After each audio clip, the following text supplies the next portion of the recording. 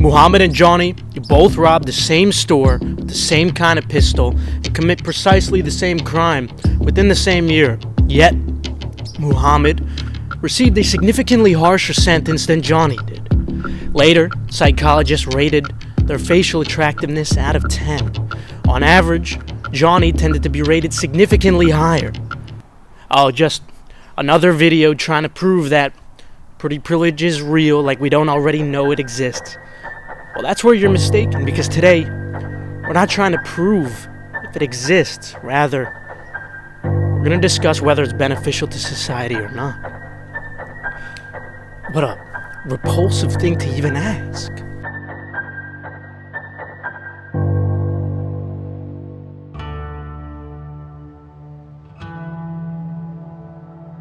Of course, it's wrong to give someone a harsher sentence because of the way they look. It's really hard to disagree with this on an individual scale. But how about when we look at it from a utilitarian perspective? That is, the doctrine that actions are right if they are useful for the benefit of a majority. In order for that to be the case, that would imply that less attractive people on average are a greater risk to the well-being of society in comparison to more attractive people on average. Before we dive into the possibility of such a deranged statement, what we could acknowledge is that judges and jurors are certainly not intentionally and consciously weighing the attractiveness level of a criminal into their decision.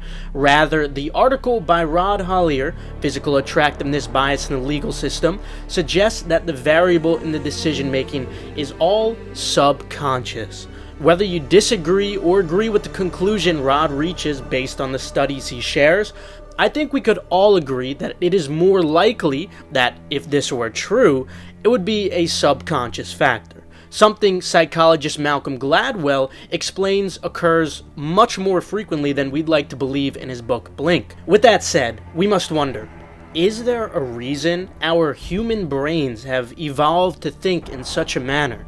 All of the actions you tend to commit are heavily influenced by our genetic makeup, and it was those actions that were positively selected for in evolution. For example, infidelity was positively selected for in evolution. Evolved to conceal ovulation is because it made it easier for them to have affairs, mate with a high-value man with superior genetics to her current partner, and then trick that partner into raising offspring that are not his. I know it's horrible, but biology is just biology, and evolution is not guided by considerations of fairness or justice. It's just genes trying to replicate themselves and make it to the next generation at whatever cost. And the depressing truth is that this is not a bug, this is a feature. Infidelity is built into our biology. Evolution has positively selected for it. It's a tough reality to face, but when you consider this from the perspective of the gene that wants to propagate itself. So when it comes to this subconscious variable that is influencing the decision of jurors,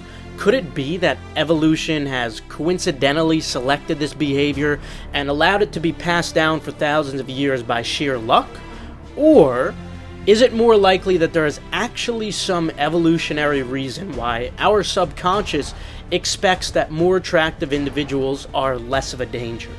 So, when I bring this question up, it's not because I think it's the right thing to do. Not at all. I'm simply questioning our own biology. I don't have the answer, but is it only insane to me that no one has ever questioned why this behavior exists? We know it happens. It happens inside the legal system, it happens in social situations, it even happens in parking lots. Physically attractive people as being more intelligent than physically unattractive people. This perception is captured by the phrase, "what is beautiful is good." And this doesn't necessarily have anything to do with romance. Neither the sex of the person making the judgment, nor the sex of the person being judged, has an effect on the perception that beautiful people are intelligent.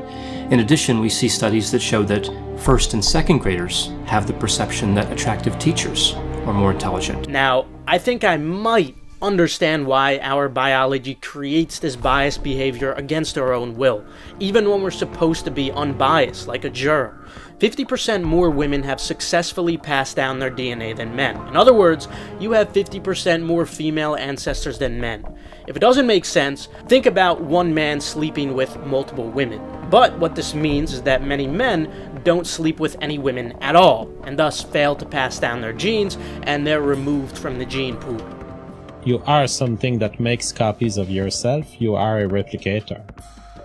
If that is the case, you will have other consequences in the world. These other consequences, we call them the phenotypes. Because the replicators are making copies of themselves, the replicators that create the best machines, the best phenotypes to replicate, they increase in value, they increase in number. The replicators that fail at creating performance machines, that fail at creating fit phenotypes, they fail, and so they replicate less, and there's less of them, and eventually they reach extinction. Human females, unlike other animals like chimps for instance, practice concealed ovulation. In other words, the female chooses instead of the males fighting over the female. Female sexual selection was one of the driving factors that differentiated us from chimpanzees. It's a major factor. Chimpanzee females are not selective maters. They go into estrus, they'll mate with anything. What happens is the dominant males chase the subordinate males away, and so they end up leaving more offspring, but it's not a consequence of selection on the part of the females. In human beings, it's completely different. Concealed ovulation and intense selection pressure from women on men. You have twice as many female ancestors as you have male ancestors. And sometimes today, we see very bad things occur when a male is not selected but wants the female anyway. It's one of the most horrific crimes, and it still happens today. Now imagine how frequently this occurred before things like cameras existed. Now, imagine how frequently this occurred thousands of years ago. And so naturally, the females that feared those men were more likely to survive and pass down their genes, meaning even male offspring would have these same behavioral tendencies. Neither the sex of the person making the judgment, nor the sex of the person being judged, has an effect. It's simply how natural selection works. Have you ever wondered why females tend to not be bluntly honest to the faces of unattractive men? It's not only about being kind, but there's also a subtle, subconscious fear that the male may react in a violent way. There's nothing that will make a man more self-conscious than being rejected. And why? Because why is he rejected? Well, obviously, Mother Nature, in the guise of that particular woman, has said, you're not so bad for a friend, but there's no reason that your genetic material should propagate itself into the future. But the rabbit hole continues to go deeper. Look, the purpose of our entire existence is to reproduce. As Richard Dawkins puts it, we're simply survival machines for our genes to continue replicating. And that means that the difference between a successful gene and an unsuccessful gene really matters. It's going to matter for millions of years. So the genes that make it through those millions of years are the ones that are good at it. And good at it means good at building bodies, good at controlling the processes of embryology, to make bodies which have what it takes to preserve those genes and pass them on. And so I use this phrase survival machine. A body, an individual, is a survival machine. Everything we do and feel is a consequence of our desire to reproduce. Hypothetically, if it suddenly becomes clear to an individual that they are very unlikely to reproduce, and thus fail their entire purpose of life, some horrific consequences could begin to unfold. Sometimes the most dangerous people are the ones with nothing to lose. I think one of the more interesting videos I've made is titled, "Is Your Rejection Paving the Way for a Better Future?" Obviously, if you can't fulfill this purpose in life, this could potentially lead to some pretty drastic implications. Now, while I'm not going to spell out precise examples, I'm sure a lot of you guys are smart enough to infer precisely what I'm saying. It's because of the correlation to certain events, we'll say. And it's obviously very upsetting for me to acknowledge this because I understand that the majority of people are not like that. but this is just a law of probability when given a large enough sample size. Even if there's only one bad apple per tree, the correlation is still present and quite obvious when there's thousands of trees. And so the way to reduce the amount of these bad apples by the law of probability is to have there be less trees. And the only way to achieve that, obviously, is through many years, a long period of time of natural selective pressure. Eugenics was never the right answer. This is already occurring naturally in Western countries.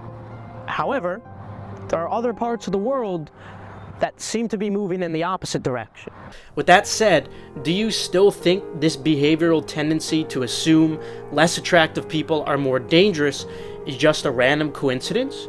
Or do you think there is some evolutionary reason why humans can't help but feel this way subconsciously, but we still don't have an answer to if it's right or wrong, even from a utilitarian perspective? If we're considering it from a utilitarian perspective, we have to consider more than just danger. So, to start, you'll have to excuse me because I didn't research any studies about the productivity of attractive versus unattractive people.